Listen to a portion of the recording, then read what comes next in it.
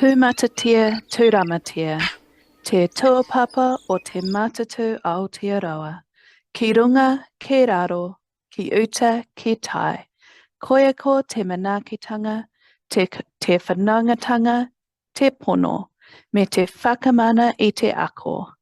Haumie, huie, taikie. E ti, e te tā, e nā iwi katoa. Tēnā koutou katoa. Nau mai ki tēnei piringa rauhuia, ki tēnei huihuina kōrero, whakatau mai rā ki tēnei tere rauhuia, navigating productivity tools in educational settings with a focus on privacy, reliability, and ethical considerations. Ko Roseanne London toko ingoa, ko au tētahi o ngā tohu mātua mō te matatu Aotearoa. My name is Roseanne London, and I am one of the senior advisors at the Teaching Council. Generative artificial intelligence is a term that covers a wide range of tools that have been trained on huge sets of data and can create or generate new content. This series of Rauhuia Symposia has focused on supporting teachers and leaders to navigate the professional realm of generative artificial intelligence as teachers, and to prompt them to consider what being a professional and leading in this space means. The first symposium in this series saw Claire Amos and Clarice Phillipson explore what generative AI is, how it is used in their context to enhance teaching and learning, and the ethical considerations and risks associated with its implementation in educational settings. The recording of this symposium is now available on the Teaching Council website in the Rauhuia leadership space. In the second symposium, we were joined by Dr. Karaitiana Taiuru and Ruth Marua Murray, as they shared their thoughts on how teachers can navigate the intersection of the commitments of the teaching profession, knowledge, culture, professional judgment, and the application of generative AI tools in educational settings. And this afternoon, we have the final in this series of symposia. We will hear from our panel of teachers from across the education sector share their knowledge and experience around leading in the area of navigating productivity tools in their educational settings, with a focus on enhancing outcomes for learners, privacy, reliability, and ethical considerations. Nau mai kia piri, nau mai kia tata, tēnā koutou, tēnā koutou, tēnā koutou katoa. It is now my pleasure to introduce the chair of this afternoon's panel, Jess Ludgate. Jess is the Senior Advisor, Privacy, Government and Information, and the Privacy Officer for the Teaching Council. She has a passion for building a culture of integrity and trust to ensure that the Council can achieve its work priorities while protecting the information that it holds and living the values of the teaching profession. Jess is also currently working towards a Master of Public Policy at Te Ringa Waka Victoria University in Wellington. Thank you, Jess. Kia ora, and thank you, Roseanne. As mentioned, I'm the Senior Advisor at Privacy, Government and Information and the Privacy Officer at the Teaching Council. This means that a lot of my day is spent working with all of our staff to make sure everything we do is exhibiting our values and protecting that relationship of trust that all of you teachers place in us. I'm not a teacher myself, but since working here, I have a huge amount of respect for what you guys do every day, and I'm really proud to work for an organisation that can support you to change lives in the classroom. I'm really excited to be here today, and we've got some excellent panel members to speak to us today. So without further ado, I'll first introduce Ruth Marua Murray from the early childhood sector. Ruth, can I please ask you to introduce yourself and give us a brief overview of what you've been doing to lead generative AI in your environment? Kia ora tātou katoa, ko Ruth Marua Murray toko ingoa no Tairāwhiti me te Waipounamu o Kotupuna kei te noho au ki Tuahiwi. I am an early childhood educator and have been researching AI and considering what ethical implementation within the early childhood kohunga context looks like. Thank you, Ruth. Next, we have Simon Ashby, who is coming to us from the primary schooling sector. Simon, could you please introduce yourself and give us a bit of an overview of what you've been doing in this space? Kia ora koutou, ko Simon Ashby tōku ingoa, no whakatua hau. Me Māori ora, everybody. I'm a primary teacher. I have 18 years teaching experience, and over the years I've helped facilitate a lot of PLD for teachers around technological use, and more recently in the best uses of artificial intelligence. Very recently I finished my master's research, which has just been published through Massey University Education Journal, Kairaranga, and this looked specifically at how primary teachers in New Zealand are using large language model tools such as ChatGPT in their teaching, how they viewed the beneficial affordances of the technology, and how they felt about the risks and limitations of generative AI to themselves, but also to their students. And one really great aspect of that research showed that teachers in New Zealand, for the most part, are really aware of many of the risks involved in generative AI, and were responsive and responsible to the ways that we need to be transparent in our use of it, and also wanting to educate their students of the benefits and limitations as well. I guess in ways they talked about to lessen what we think of as technological idolatry. So ka pai. Thanks, Simon. And yes, I read it myself the other day, and it was an interesting read, so recommend it for everyone. Oh, kia ora. Next, we've got Claire Amos from the secondary sector. Claire, can I get you to introduce yourself, please? Absolutely. Ko Claire Amos toko ingoa. I have the absolute privilege of being Te Moaki Principal of Kahukura Matua, Albany Senior High School in Auckland. I'm also a long-time board member of NetSafe NZ and one of the co-founders of Disrupt NZ on Facebook. And I think as a school leader, I've sort of been really proactive in supporting our teachers to embrace AI, but try and do it with a critical lens. I believe it has the potential to be a really powerful teaching assistant if teachers proactively support students to use it for planning and feedback purposes. I also believe it has potential to power up the ability of teachers to personalise both learning and assessment tasks. I'm really passionate about universal design for learning and particularly how it can support that in the teaching space. And I guess ultimately, I really want to look at how we can support our teachers to be as confident as possible and proactive in their use, but also to support our young people to really appreciate how to become critical users of AI, and also appreciate the joys of using it and not using it consciously at different times. Thank you. Last but definitely not least, we have Te Taka Keegan, who is joining us as a tertiary educator, a data and AI scientist, and a grassroots activist who works closely with iwi. Te Taka, can you please introduce yourself? Tēnā koe Jeso, te rā, tēnā koutou katoa. Ko Te Taka Keegan tōku ingoa, no konei no Waikato Maniapoto hau he taha noa no te Tairāwhiti, no Ngāti Parau he taha noa no Te Aroa, no Ngāti Whakauwe. No reira, kei te mihi atu ki ngā mana ngā papu tēnā koutou. I am an associate professor in the Department of Computer Science at Waikato University. I've been working with generative AI in kind of three areas. The first area is we've been doing some research around generative AI in Te Reo Māori, and we built a couple of tools where you can speak to a system in Te Reo Māori and it will respond to you back in Te Reo Māori.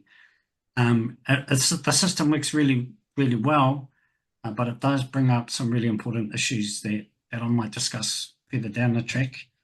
As well as that, I've been helping our department think about how, as a computer science department in a university, how we're going to use AI in our teaching and in our assessment. And then the third area is recently I've been doing some work with the Royal Society. We were looking at writing some guidelines for how to use generative AI in research. So koe tēnā, me te mihi atu kia koutou katoa, tēnā koutou. Thank you, and thank you all again for giving up the time to come talk to us today. So without further ado, we'll just get straight into it. AI has really burst onto the scene, it seems, in the last few years. And I think, Claire, in the first symposium, I got a nice quote from you where you said, Pandora's box hasn't just opened, it's exploded. And so that can be quite overwhelming for a lot of people, but AI does give a lot of possibilities and opportunities in the education sector. So to start quite broadly, I'd like to hear what excites you the most about the possibilities of generative AI in teaching. Can I go to you first, please, Ruth? Sure, kia ora. So I guess it's the ability for it to enhance learning experiences and possibilities, as well as support kaiako to complete administrative and assessment and planning tasks efficiently. Providing more time and space for kaiako, which provides them the opportunity to invest some of that into the key enhancing those interpersonal relationships, so whakawhanaungatanga with tamariki, families, whānau, whānau, peers within their communities of learning. So that's some of the things that excite me about it. Thank you. Claire, can I go to you, please? I think, as with all things technology based, it's always about what is the practice that we actually value, regardless of technology. And I think technology should be an amplifier of what we see as best practice or better practice. And for us at Albany Senior High School, that's really been looking at how can we use AI to personalize learning? How can we use AI to do universal design for learning? Because that's been a long work on of ours, but we've recognized that to do that really effectively, there is a big workload involved for teachers to do that in a really thorough way. And also how we might improve our responsive assessment practices and personalize how we assess people, and really interested in the ways that we can teach our students to use AI so as to become more agentic. So, you know, we've got real focus on universal design for learning, responsive assessment practices. We've got a real focus on self-directed learning with a teacher alongside you, so not in complete isolation, but also how we can develop that learner agency. So, you know, you can talk about Ask 3 before me. You've also got Ask 3 and ChatGPT before you ask me. You know, that idea that we can build in little steps using AI, and as, you know, more and more personal AI tutors come into the market, I hope we can use those alongside our teachers. This is never about replacing them. It's just about powering up that ability to personalize and universalize how we deliver our teaching and learning programs. Amazing, thank you. Simon, if I come to you next for a primary perspective, please. Kia ora. Yeah, tautoko to what Claire's saying there. I think from a teaching perspective, I think it's hard to avoid the buzz around just how much time teachers are saving when it comes to these kind of jobs that can be automated, administrative tasks that can be halved. One teacher from my research talked about how AI for them is like a personal assistant they have in their pocket. It can take care of some of the less fulfilling tasks that they have and sort of frees them up to have more time with their akonga. And many teachers kind of responded that they actually felt like they were better teachers using AI, which I thought was really interesting. Seeing a lot of teachers leveling up aspects of their practice in terms of being able to reach more students far more quickly, to become more responsive, say, in the feedback that they're giving their students, or in how easily they can differentiate learning tasks to suit, as we know, a very wide, long, broad curriculum that we are facing in our classrooms now, between sort of curriculum 1 to up to level 4 in some classrooms, so we can differentiate easily. And from a really geeky perspective, I'm actually quite excited in seeing Gen AI being used in ways that we can dig into data quite deeply. And by that, I mean things like taking a deep dive into analysing achievement results and curriculum gaps that we have, even things like attendance trends, and maybe even looking into bespoke models that might tap into, say, Ministry of Education data for school leaders. I think was pretty exciting. And I think finally, I'm excited about how teachers can become creative with these tools to support learners in new ways of teaching, rather than kind of just using it to rehash old-fashioned teaching methods that have proven not to work anymore. So yeah, that's me. Great, thank you. And Te Taka, is there anything you want to add about what's exciting you in this space? So everybody's added some really good points, especially around the amount of time it can save in doing mundane things. Perhaps the only other thing that I could add is that it's an instant connection to knowledge. There's an instant source of knowledge at your fingertips, which we've never really had in this way before.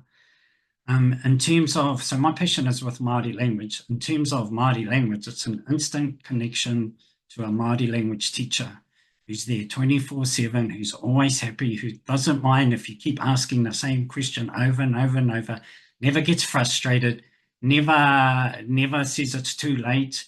It's providing a comfortable, secure environment where you can really start to connect to knowledge, connect to learning. So for me, those are some of the exciting things. Kia ora. Great, thank you. There was a really nice theme coming through there of seeing AI support and enhance teaching, but I think I could hear from all of you, it will never replace, those relationships and that human element that only teachers can bring. I think it's also important to talk about how the appropriate use of generative AI in an early childhood centre compared to a primary school, compared to a secondary school, will be quite different. So I was hoping you have some examples maybe of specific tools or programs that you are seeing being used at the moment in your sector. Claire, I was wondering if I could come to you first for this one. Absolutely. I mean, I think in the first instance, we were seeing ChatGPT being used to generate resources and help give feedback and help students to get feedback on their work. So I remember when I was asked the same question where I was looking at this for the first symposium, or a year ago even, that the resounding response would be ChatGPT was the one that was being used. Really interesting that it's starting to diversify now. And I just recently, in the last few days, have surveyed my teachers, and I got about 50 responses. And some of the ones we're hearing, Diffit is being used, Questionwell, Merlin, Magic School, Brisk Teaching, Teacher Buddy. So they're all a mixture of ones that can help with either differentiating or helping to create resources and can support those teachers. So it's interesting to see as more and more come to market, which will be the ones that stick, and which will be the ones that fall by the wayside in terms of usefulness. And I think we're going to see an interesting, I don't know if it'll keep growing and keep growing, but I think that the popular ones will stay and develop and the other ones will fall by the wayside. I don't think ChatGPT is going anywhere anytime soon. That's still definitely probably one of the fundamental ones that we've been using. And as a senior leadership team, we actually use ChatGPT a lot. When Simon was talking about data, we do annual teaching and learning snapshots where we get our students to talk about each of our strands of our curriculum, but qualitative data is a big part of that, and getting them to talk through how they're feeling, and the ability to, with a click of a button, pick out themes and pick out trends and be able to respond to that is really useful for us as leaders within schools as well. Great, thank you. Simon, is there any examples from a primary perspective?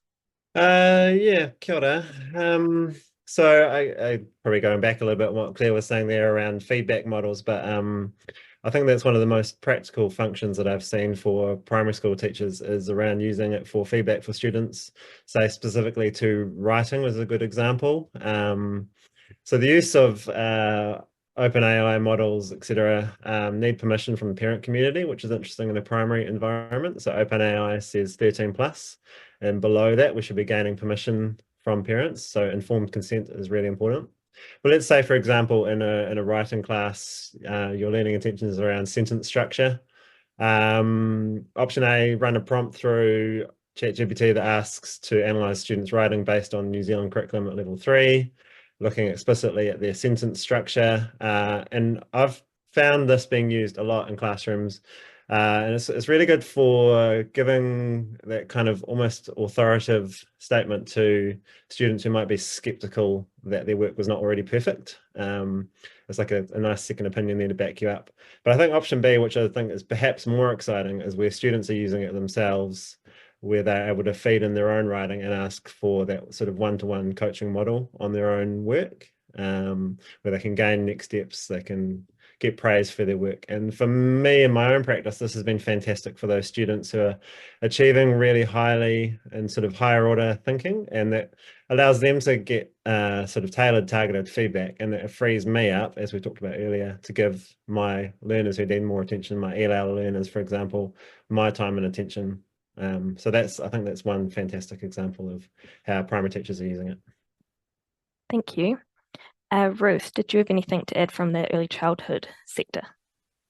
Well, obviously, as Simon's already alluded to, around the permissions for use when you're dealing with early childhood. So it's more being used in the sector, like I said earlier, around journaling and learning stories for planning and assessment. So almost as a mentorship and pedagogy support for Kaiako, and some of the ones that I know that are being used is Love Heart AI, which is a specific one, and other tools such as that. So aside from all of the other ones that have been mentioned that people are using for themselves in their planning, etc.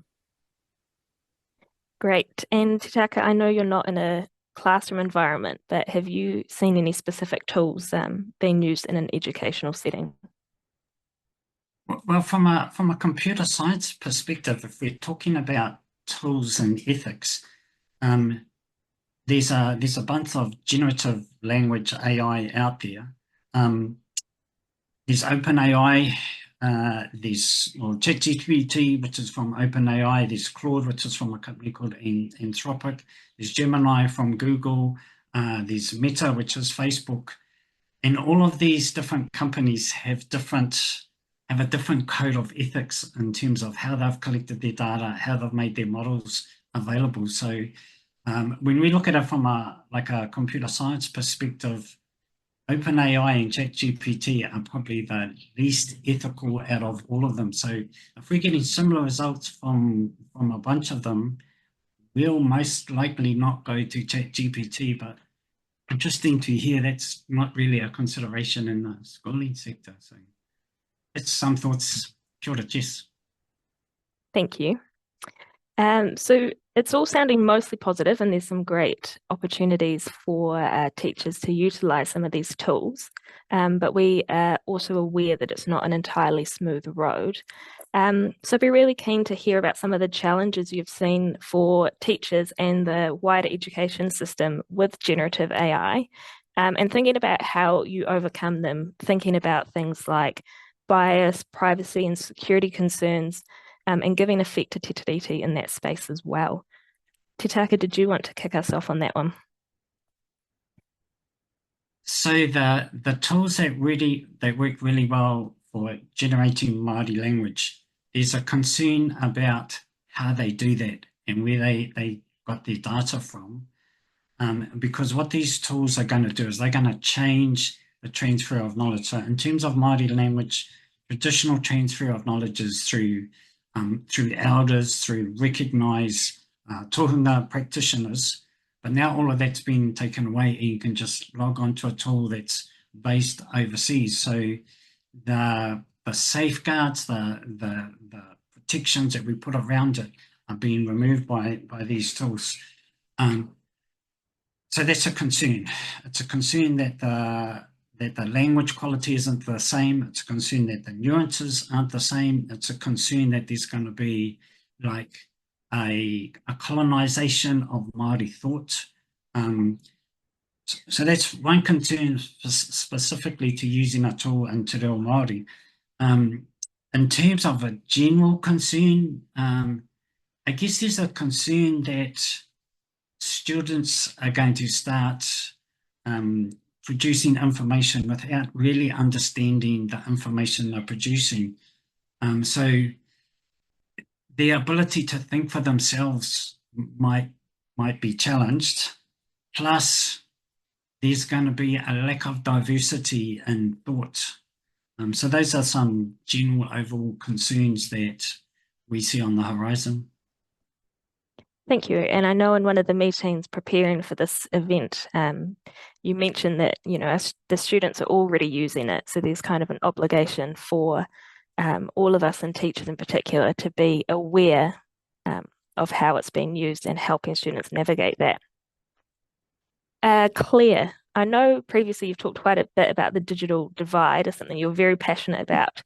So I wondered if you want to talk about that and maybe some other challenges that you see in this space. Yeah, I mean, whenever we talk about any of these technical issues, I think until we actually solve the issue of the digital divide, we're just going to have divide upon divide upon divide, because until we can absolutely hand on heart ensure that, you know, every young person can, and I'm not saying that every young person should be on a device 24/7 by any means whatsoever, but I want to know that every young person can access an appropriate tool when they need to for learning, and that every young person can also have access that goes beyond the classroom by a combination of access to the internet and also an access to a device from home that they personally can use as well.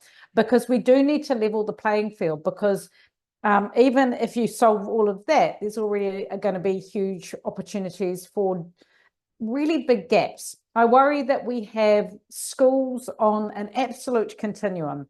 At one end, you've got ones who are pretending that AI doesn't exist, possibly even pretending parts of technology doesn't exist, really focusing on pen and paper, thinking that that's going to protect young people. And actually, it's going to starve those young people from an opportunity to learn really important skills and how to use them critically and develop those digital literacy. You've got those schools who are using digital tools, but they might be kidding themselves that they've told the kids that they can't use AI and that they can't access those things, and potentially are pushing them into little sort of digital speakeasies where they tell them they're banned, the kids are using it anyway, and they're not using it particularly effectively.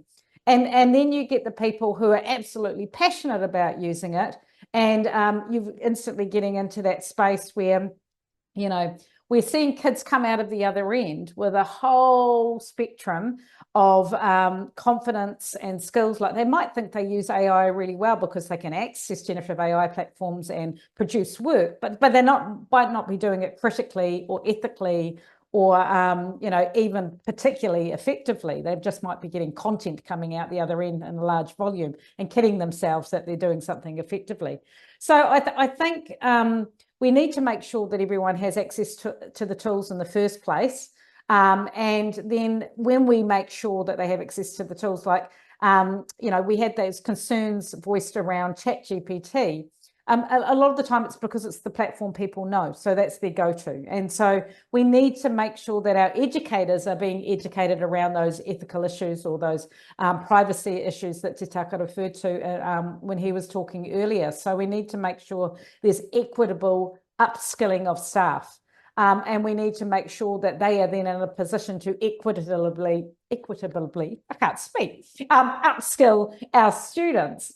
And then you've got the challenge on top of that, particularly in the secondary space, is this nervousness around cheating and authenticity, and you know what happens when you try and do digital assessments, and that makes people default back to pen and paper because they don't feel confident that they can you know, be hand on heart confident that the work is the student's own, which is absolutely fair enough, because it has become increasingly difficult to detect AI tools having been used. In fact, if a platform tells you it can detect it, you know, it may pick it up, but it's not necessarily a complete safety net either. So I think the sooner we have a national conversation about the complexity of AI and the fact that the best tool is education, and having really open, robust conversations about the fact it's here, it's available, our young people are using it, some a little, some a lot, some well, some terribly, same for the teachers. you know, the sooner we can get on and start having conversations about what a framework might look like, how we can upskill and educate people to at least do their darndest to try and support young people to use it ethically and effectively, but also be really confident about encouraging students to not use it, to get offline, to enjoy pen and paper, to actually make sure that they take time to really wrestle with topics and learn in a really analog way that we really benefited from. Like we're all of a generation where we were lucky enough to learn a lot of our skills in an analog world. And this is just augmenting that for us and amplifying those skills. We've now got young people that potentially are going to miss that first step. So, you know, it's about us managing that balance as well. Thank you. Some really interesting food for thought there. Ruth, what about the early childhood sector? What are the challenges that you're seeing there? Yeah, so I guess one of the things that's kind of key, we're all about then the ethical implementation. So I really took all those points that Te Taka raised, and also around the increasing overall knowledge, awareness and training area. So that's where I took what Claire has said also within the sector, within early childhood. Obviously, we're very much out in the dirt and out in the playground, very grounded in that. That is our the sector that we work in, and we sandbox real, like quite literally, not just online. And so I think it's by those open conversations, having them, and it's by training, it's enacting our code of professional responsibility, always ensuring that there's that human oversight. And I really like some of the things which are coming out, which have been driven by the sector a little bit, that I can see happening lately. Enjoying the blogs which are coming up around AI on early childhood specific providers such as Storypark. They've got a really good one that they've got up, an actual model. It's called the concerns-based approach model, which is around when you're looking at implementing technology and you can do it with your team. So I encourage you, if you're on here from the early childhood sector, you might want to get online to their blog and have a look. It's available to download just to start those conversations, because I think we do have that divide within early childhood too, the ones who are here and the ones who are here, and it's kind of about having that conversation and making it available. So yeah, and educating. So I think that will be what overcomes it, but not losing who we are. Yes, absolutely. Thank you. Simon, anything that you wanted to add from a primary perspective?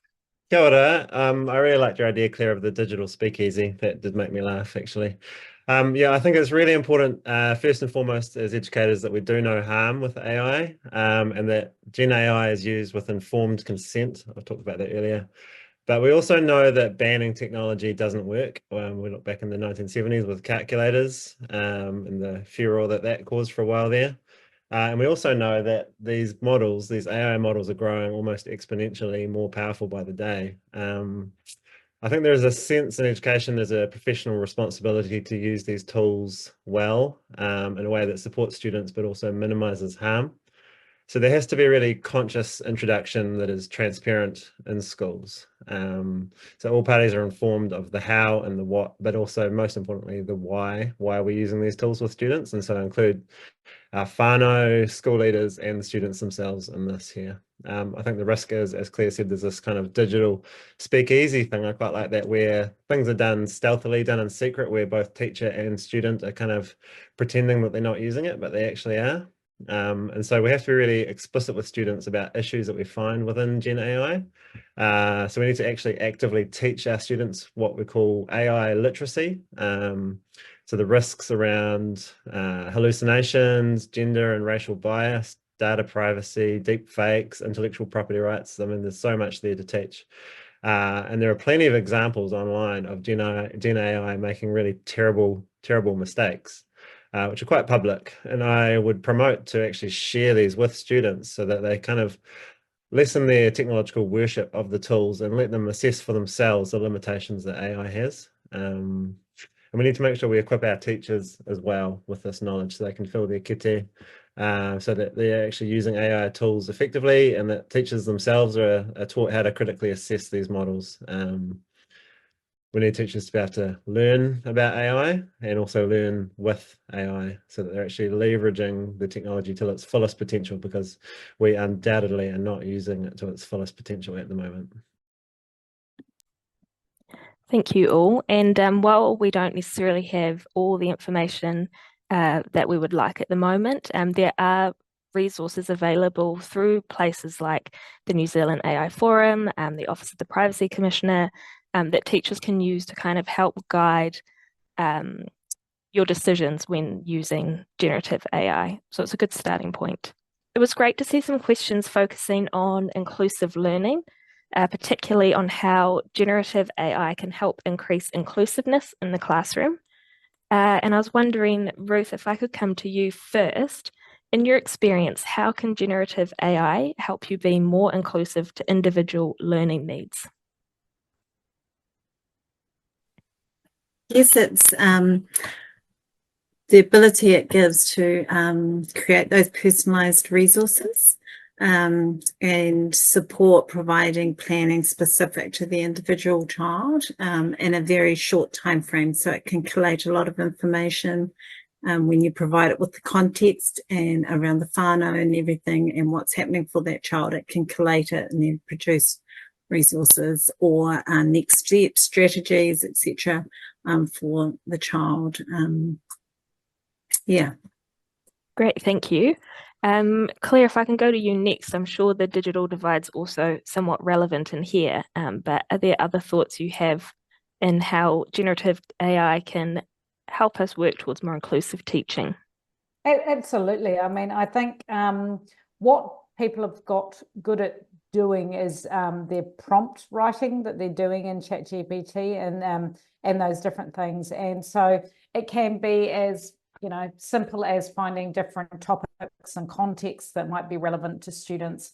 It can be using it to do text leveling, so making sure it's at different curriculum levels, or if they need questions that are more complex and those sorts of things, or they need to simplify the language. So it's really just really having that teacher's assistant that can help them to extrapolate on what it is they're already doing. So it's not like they're expecting it to create the lesson from the ground up, although I'm sure some might be trying to do that as well. But it's more that here's my lesson that I might have delivered. Okay, I'm aware that I've got students at different curriculum levels. How I can level it up or level down the text accordingly to it. I can have questions designed that are at different levels of sort of higher order thinking. And they also, like a lot of the teachers talked about using it to come up with different contexts and topics and ideas. So not just about the complexity or simplicity of the text or the questions, but even as a way of generating potential topics and ideas to broaden the appeal of whatever it is that they're doing. One of my teachers talked about using AI to come up with practical applications of whatever the lesson was that they were doing. So if they were teaching X skill, they used AI to help them come up with a broader range of practical applications to demonstrate the why to the students as well. Great, thank you. Te Taka, did you have anything that you wanted to add in the inclusive space? One area it might assist is where students don't have English as their first language and they have difficulty communicating. So these AI tools will switch between languages at the click of a finger. And then it also, students who don't have Māori language support, these tools will be able to provide that. So in terms of language, it's bringing in, it's including other languages as well. Thank you. And Simon, anything to add? Yeah, kia ora. I agree with a lot of what's just been said there. I think there's been a lot of talk about how the potential of AI tools for supporting inclusive needs, but perhaps some of this remains untested in terms of specific applications. I agree with what Claire was saying around the personalisation of learning materials and changing it to curriculum levels. In a primary school context, it can be quite tricky because you have students, neurodiverse students or ELL students who struggle to read or write. And ChatGPT within Chromebooks, for example, don't have speech to text. but they do within the mobile app, and it's actually really sophisticated. So I would suggest that looking into using Gen AI within a mobile device would be far more useful for practitioners. But some great examples I know of, though, that I do use with some students is around transcribing audio transcripts from YouTube videos, generating alt text, text summarizing to support when researching, just taking a big chunk of text and squishing it right down. And also a really good use is around generating contextual images from text. So rather than, if the student can't read it, you can prompt to get a contextual drawing of what is being said in the text. Also tautoko to Te Taka there around ELL students is fantastic for translation services and finding planning ideas as well for our neurodiverse students around actually what are some topics that could be interesting for them there, and specific to text to speech and speech to text. Yeah. We have a question that is specifically directed at Ruth. How do we approach the perspective that the use of AI is making learning less meaningful in documentation? Great question. Great thing to consider around it being made less meaningful. I think it's up to us to ensure that it doesn't make it less meaningful, and that's around how we're using it. And like I just probably mentioned earlier, the context and the setting, that we never lose the tamariki or the tamaiti that it's around. And I think that's where the use of it, how we're using it, what tools we're using and for what purpose, which everybody's spoken about, is so key, because it's there to enhance, not to replace, and it's there to ensure that it remains meaningful and that it's about that child. So we're not talking about going into standardizing, or because that would be something that I'd be very guarded against, and that's around that, ensuring that the diversity and the uniqueness is still being celebrated and is very much coming through. So that's us as the kaiako and the educators who are using the tools to ensure that that's happening. Hopefully that answers that. Yeah, great, thank you. I'll just open it. Did anyone else want to add anything in that space? You can just shake your head if you're...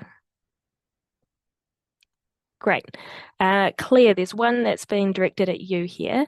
It says, Claire, you mentioned many different AI tools that staff are using and suggested some will stick and others will not. What aspects do you think will help AI tools stick with schools and teachers? I was actually thinking about this, particularly off the back of Tataka's comment about not encouraging people to use ChatGPT, and I suddenly thought, oh my goodness, I haven't been discouraging my teachers to use ChatGPT. But I think what I've recognized is the reason they do default to it is because ChatGPT have made sure there's very few barriers to engaging with it. So you don't, it's very intuitive. Yes, there is a difference between good prompt design and poor prompt design, and the better you become as a prompt designer, the better outcomes you get from ChatGPT. But actually, the thing that makes that so darn appealing is you literally log into the URL and you just go and you have a go and work your way through it, and you start getting responses and can adapt them from there. So that's one thing that makes them stick, is actually being easy to access and not particularly locked down in terms of having to get a subscription model, having a particular cost associated it. But then when I looked back through my teachers and what they were using and what were becoming the popular sort of platforms and tools, it's when they had a very specific design for teaching purpose. So for instance, they loved Magic School because it was very good at text leveling. And so if they do those sort of discrete things very well, people were liking Brisk because they could use old resources and it would update their old resources for them. They could use it in part as one of their authenticity tools, not that any tool is going to be the silver bullet on that front. People like Diffit because it generated resources very quickly. So I think the thing that will make them stick is how user-friendly the interface is, and that you don't need a huge amount of know-how. Like, I know that there's, in the subscribed version of ChatGPT, you can teach it to do a whole lot of things and develop like thematic resources that look like the resources and all those sort of things. And that's not the platform that people are wanting, because it feels like a step too far in terms of their skills and capacity. I think the ones that stick for teachers for the most part are the ones that are very easy to access, aren't particularly complex to use, but do have outcomes that fits with our traditional sort of mental models of what good teaching and learning looks like as well, which maybe means that we're actually missing out on transforming our practice, because I think our initial response to all of these platforms is to do what we've always done, but maybe a little bit better and a little bit quicker. And that's good, but it maybe means we're also missing that opportunity to transform how we deliver our teaching and learning as well, because we tend to just soup up our normal practices. Great, thank you. Simon, have you got something to add there?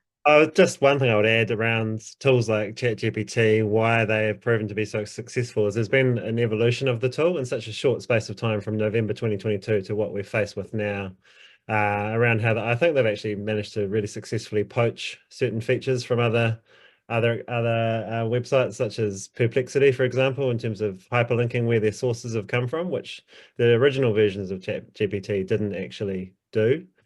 So you can actually see where information is coming from, which is super handy. And they've grabbed other GPT models as well around DALL-E 2 and logo design, and they're actually becoming like a hyper base for all the different GPT models in there as well. So it's almost aimed as like a one-stop shop. So just an evolution of design, I think, makes it really user-friendly and works, you know? Yeah, great. Thank you. Simon, this next one's probably good to start with you as well, actually. So this one here, it says, I would appreciate practical recommendations on AI tools that are effective for creating teaching resources for primary school students. And there's a second part to the question where they ask, do schools typically support purchasing subscriptions for programs that offer paid versions? Yeah, I mean, there's such a wide variety of things that you are able to create. Personally, in my own practice, I'm using Perplexity, ChatGPT a lot more than other tools. But I know within my school, a lot of teachers are using Diffit to differentiate learning materials. Things like Conquer is a really good one for creating quizzes for students. For some students, we're using Pi, which has a really nice voice activated mode. You can choose some sort of ASMR read back to me features, which are really nice.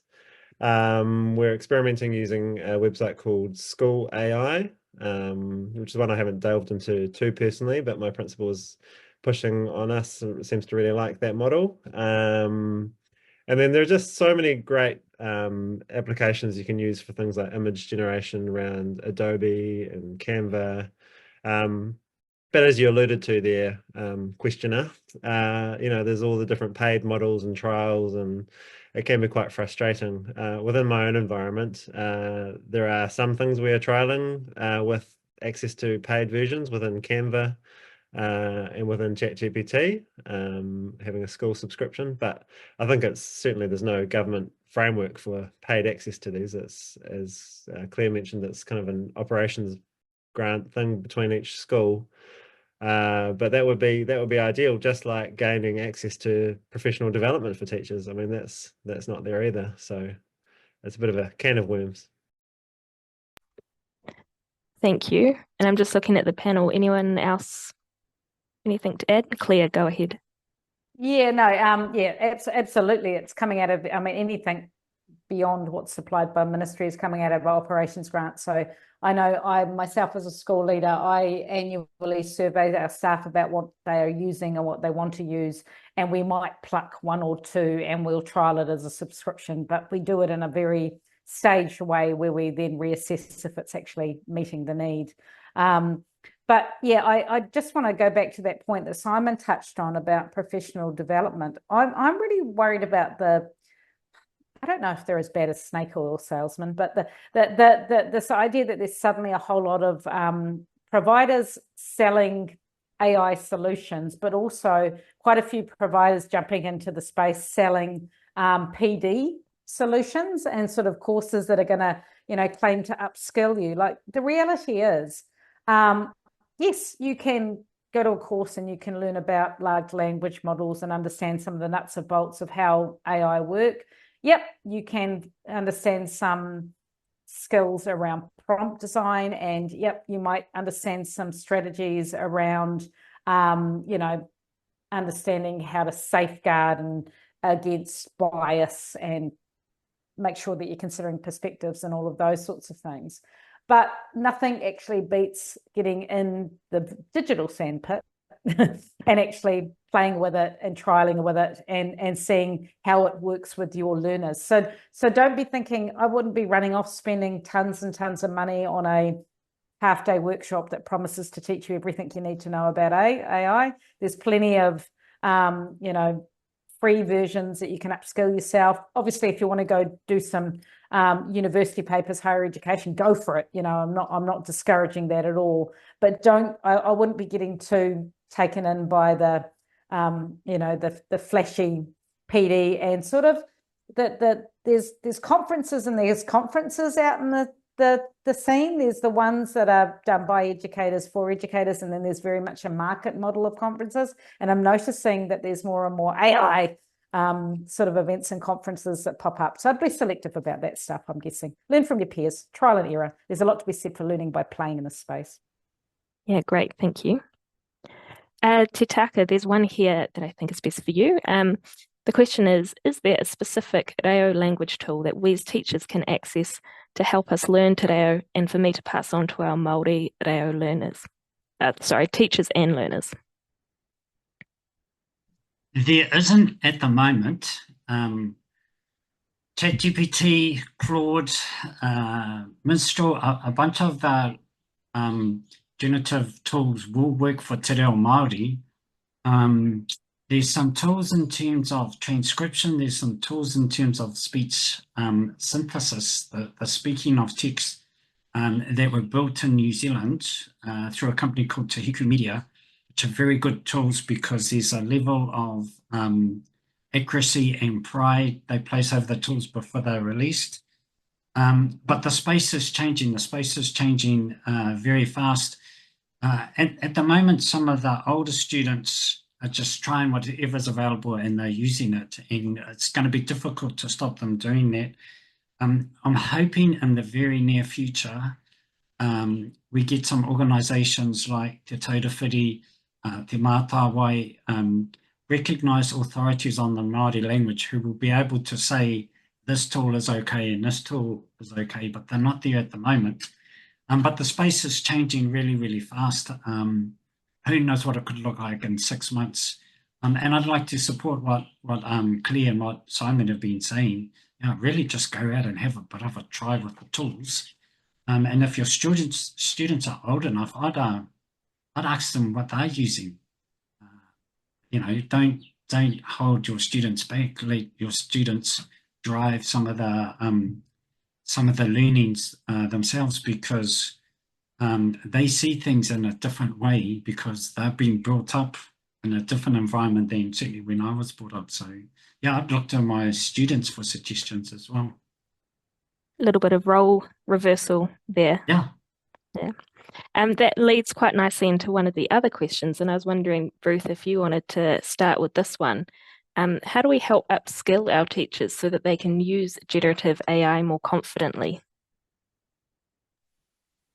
I think that having a play, takoro, you know, in early childhood, we're all about lifelong learning and about our play being our learning and how we learn. So that's the same for kaya kotu, getting in and doing it. Obviously, there's been a whole lot of tools which have been systems and models that have been mentioned here, and I think, yeah, that's around doing it. Great, thank you. Any other panel members keen to jump in on that one? Go on, Claire. I was actually just bringing up the responses from my staff, because I actually asked them what was the thing that they wanted, what they thought would help them learn. So I was just seeing if I can, in real time. My technology is a bit slow. What it is that they were looking for, and actually what they wanted when I asked them that was a real split between allocated sandpit time. So literally giving, not saying you go play in your own time. We do Wednesday morning professional development, carving out some allocated time for us to come together physically within a room and play around with stuff, and those best practice workshops where people are sharing with each other what they've been playing with and learning. That peer-to-peer teaching is hugely powerful if you give them those platforms.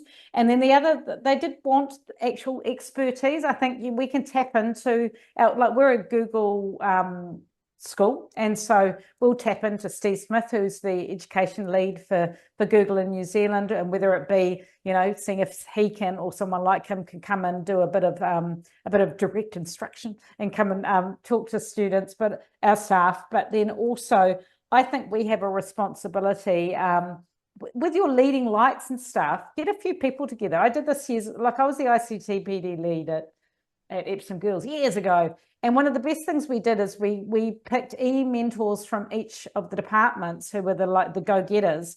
And actually we took on the responsibility, at that time it was Moodle and everything else we were using back in the day, where we would either create screencasts or we would curate good tutorials as well. So like for our learners, we have to differentiate. We have to make up, space for people that want to play. We have to acknowledge that some people are less confident and want direct instruction. And then we have to also take responsibilities as leaders of learning in our school to curate the good stuff, just like we would for our students. So I think we need to be designing learning for our teachers in a variety of ways. Great, thank you. Titaka, I see you've got your hand up there. A few years ago, I spent 6 months working at Google. They have a thing called 20% time. They pay all of their employees, no matter what they do, like a whole week's work, but then they only ask them to work for 4 days. And then on the other day, the spare day, they say to them, do whatever you want, do whatever interests you, do that. And then what happens is they're really active people. They'll start playing with stuff, and then they'll come up with an idea, and they've got that time to develop that idea. Wouldn't it be great if we could give our teachers 20% time, 1 day a week, to just have a play with some of these tools? I heard that Gmail was a product that someone has started playing with in 20% time. Their bosses realized it was such a good product, and they said, never mind your other 80%, you're going to do this now for the next 6 months. And so it was produced. So yeah, I totally agree with the thought. Have a bit of a play. There's a Māori phrase, have a tutu. I think we should have tutu time for our teachers. Great, thank you. Simon. I was just loving hearing about the 20% time. We do Genius Hour in our school still, which is based on the back of the 20% time. I think Google Calendar was another one that came out of that. Two things I wanted to say, and it's just kind of backing up what people said, is around just sharing. So we try and, where possible, share as a staff some exciting things. It's an exciting space, as it's changing and evolving so quickly, and people will latch onto things or they don't. The sharp end of the pencil, people want to get onto those things. So share what you're doing, be active with that. And the other one was just support. There's a Facebook page called AI for Teachers. It's got nearly 500,000 people in it. It's a global page, but I find some really fantastic stuff on that page. So AI for Teachers on Facebook. Great, thank you. And I just want to quickly acknowledge to everyone, there's a lot of questions coming in. We're not able to answer all of them due to time restraints today, but we're trying to combine ones that have a similar theme. So thank you. I just wanted to quickly add, I'll find the link for it, but there's that New Zealand Community of Practice group that's been set up by, I can't remember their names, but it's they're trying to bring together educators interested in AI. I think I talked about it the last time I was on here as well. I'll go find the link for that and share it through the chat if that's okay. Yeah, great, thank you. So there's a couple of questions here talking about the loss of creativity and original thinking skills, and also how are teachers approaching teaching students about empathy and compassion, which AI doesn't show. Are these some things that the panel have concerns about? Does anyone want to kick us off? Can I start there? Just one really quick points that I've noted with my students when we use it for things like writing is that the kids started off being quite impressed and then quite quickly kind of phase out of that, and actually they find it quite robotic and don't necessarily gel with it that well. So I've actually found my students where there are concerns around, this is in a primary context, of course, but concerns around students cheating or just copying and pasting large tracks of text. And actually, they're not that impressed with it anymore. And they're actually quite pleased with what they're able to delve into of their own creativity and their own imaginations there. And it's just been really interesting to note, because there is obviously large concerns around creativity. I definitely get that. And I think it'd be quite different in a image creation or music creation. That's a far wider context there. But yeah, it's just been interesting to note how students actually react. At first, it's wow and exciting and oh my gosh. And actually after a while, they kind of go, oh, oh, that's just AI. It's kind of quite obvious. So interesting. Ruth, I think I saw you keen to answer that one as well. Well, just because in early childhood, of course, we're all about, it's about, I think somebody was saying that implicit teaching and everything, and it's all about that face-to-face kanohi, viti kanohi, and actually the real. And of course, the tamariki or tamaiti at that age aren't using any of these digital tools. So we're all around covering that off about being empathetic, self-regulation, all of those things. So that is just like our day-to-day, what is happening and in a very real way with our kaipa teaching that. Great, thank you. Anyone else wanting to add anything there? No?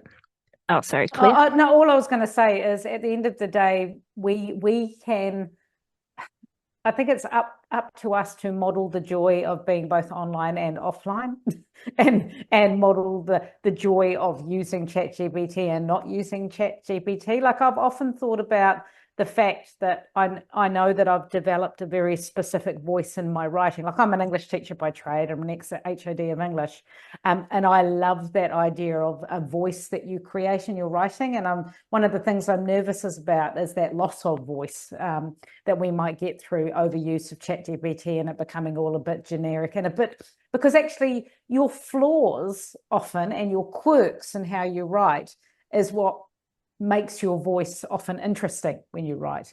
And I think we can model that ourselves as well. That's actually interesting you talk about that, because one of the questions was some students think there is no point to learning to write anymore. And do we just go with this in the same way that we accept that lots of secondary kids don't know their tables and just use calculators? Any thoughts there? Well, personally, no, I mean, I think they're both right and wrong. Because, of course you can use it to basically communicate, but I don't like, and yes, of course, those technologies are designed in such a way that they can learn to replicate your voice, both literally and in a written form. But for that to be worth replicating, I think you've got to have developed it personally as well. So yeah, again, I think it's actually about getting them to be, it's my love of reading that makes me love writing. Like at the moment, I'm in the middle of reading Sally Rooney's Intermezzo, her latest book, and she's got a very specific voice. And had she had only ever done her writing through ChatGPT, it wouldn't exist. There's real beauty that you get from reading and listening to spoken words that make you appreciate the beauty of writing and that you don't want it to be flawless. We had a particular issue at work where we had a staff member who loves using ChatGPT, and we ended up turning around to them and saying, stop writing us your emails using ChatGPT. We'd rather see a typo or two and hear your voice, because actually a very standardized email is lacking and heart and humor and personality. That's my opinion anyway. Yeah, thank you. I am aware that we're getting closer to the deadline, so I'll just keep trying to churn through some of these great questions. Te Taka, there's a few questions coming in about ethical issues, particularly with ChatGPT and data sovereignty, not knowing where our data is going, who's accessing it. Is there anything that you wanted to kind of talk about in that space and the risks there? I think if you're pasting text into AI, into large language learning models, then you're losing that text to the web. So, like one of the things that universities have been warned of, if you're reviewing articles, if you're reviewing thesis, don't paste the thesis into ChatGPT, because then that thesis is available for everybody else to read. So being aware of where your data is going. So there's a phrase, nothing is for free. So if you use, for example, Google Maps, you can use it for free, but what the tool is doing is it's logging where you are, and it's using your travel information to provide details or data on movement of traffic. For me, I'm okay with it, because like I'm okay with somebody knowing where I'm going if I can get the best path to where I'm going. Like, you know, I have no fear from that, but I'm aware that I get that free service, and the cost is me giving away my control on my travel data. So I'm fine with that. So I think just generally being aware, if a service is free, then there's a cost somewhere in there. In terms of Māori data is a little bit different. Māori language data is a little bit different, because Māori place different restrictions on their language in their data.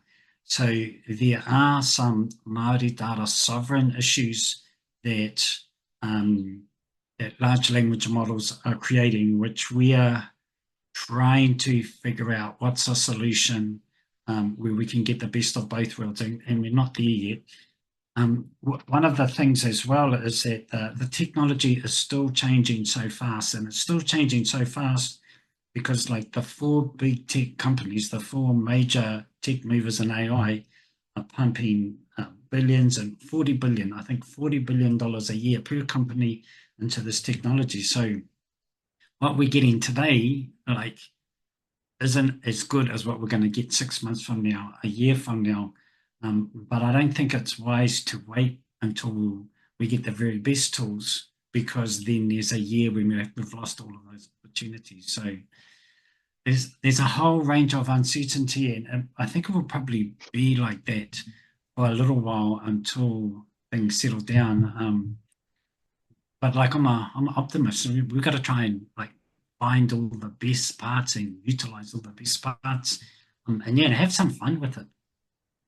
Great, thank you.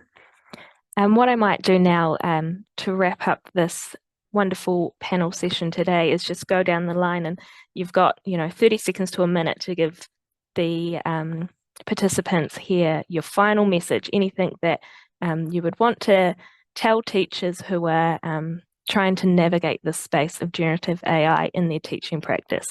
So Ruth, did you want to kick us off there? Kia ora. I would just say this whole series, if you haven't seen some of the other ones, then I would encourage you to go back and have a look at it, to remember to hold true to what our profession and our code is that we have as kaiako, and around the ethical implementation of it. And yeah, stay true to the roots and the taonga tiko iho that has been given to us from our tipuna before, particularly within early childhood. We've got such a rich legacy there, and I would never like to see it lost. Fantastic, thank you. Simon. Oh, kia ora. I was just looking at some notes I made, and in terms of there's no surprise to hear that AI is certainly reframing a lot of our world, and specifically learning.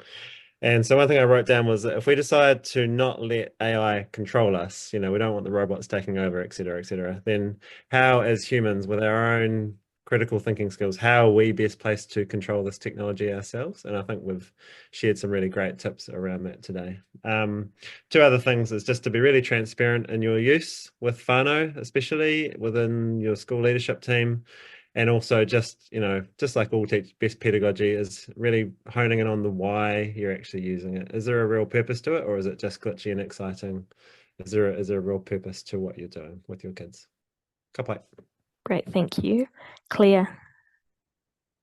I think at the end of the day, I think my main message is for you to be clear about what you think the principles of powerful learning is in your context, and that you seek to use Gen A to amplify and build on that practice. So start with the good practice first. Be clear about what it is that you're prioritizing. Then the other thing is don't let concerns about plagiarism and authenticity stop you getting in there. I mean, all of us, if we're in the compulsory sector, we have few enough learners to be sure that if we know our learners and we have face-to-face relationships with them, and we have conversations with them face-to-face about their understanding, you actually have the only authenticity tool that you need. It's you and your relationship with the learner.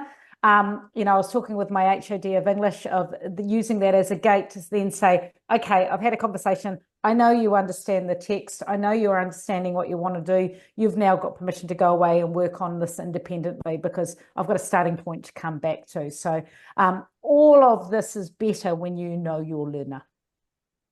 Great, thank you. And Te Taka, any final thoughts from you?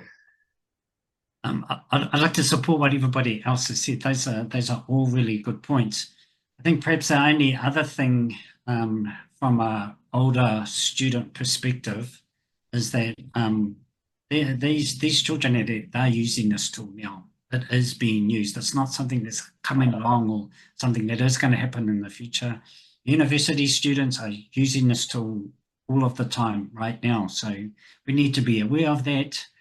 We need to understand how that could affect how we're teaching, how we're doing assessing. But then we should try and engage that with our students as well. And yeah, I want to end on a positive note because I think the future, that way these tools can help us is really exciting. So yeah, look for those opportunities. Hold on. Thank you. And thank you again to all our panel members today. It's been a really interesting discussion, so we appreciate your time. Roseanne, I'll pass it back to you now. Kia ora. Ngā mihi kia koe. Thank you everyone for participating in this afternoon's symposium. I know that we didn't get to all the questions, but I encourage you to keep those questions live and discuss them, talk about them with your colleagues and leaders and mentors and everyone, and to really nut out what they mean for you in your context. Thank you so much to Te Taka, to Simon, to Ruth and to Claire for sharing your knowledge, expertise and experience with us all today. I can't thank you enough, but I will email you and I will send you things to express my gratitude in a better way. And thank you to Jess for your skillful facilitation and for being so open when I came and asked you to facilitate this for me. So this symposium is the final Rauhuia symposium for this year. And it is the last in our series around leading and navigating the professional realm of generative AI for teachers. The next series of Rauhuia Symposium will start in the new year. It will be based on the role of teachers as leaders of curriculum change and has been designed to equip teachers and leaders with the tools and insights necessary to drive effective change in today's dynamic educational landscape. Each symposium in the series will focus on a key essential area for leading transformative change, providing participants with practical strategies and expert guidance. And you can see the topics on screen now. The symposium will feature presentations, case studies, and collaborative discussions, offering participants actionable insights to lead impactful curriculum change in their contexts. And just look out for this in the Rauhuia leadership space. Before we close with the karakia, I want to let everyone know that in the next few days, you will receive an email with a short survey based around the values for the teaching profession. As always, we are keen to hear your feedback on this symposium, and this time I'm particularly interested with this one being in a different format in that it's been a panel discussion where you've been able to ask questions and have your questions responded to. So please take the time to let us know how effective it has been for you. And I'll just close with a karakia. Kua e ke runga, kua e ke raro, e runga whakaerehia, ke runga ke tina, tina. Haumie, hui e, tahiki e.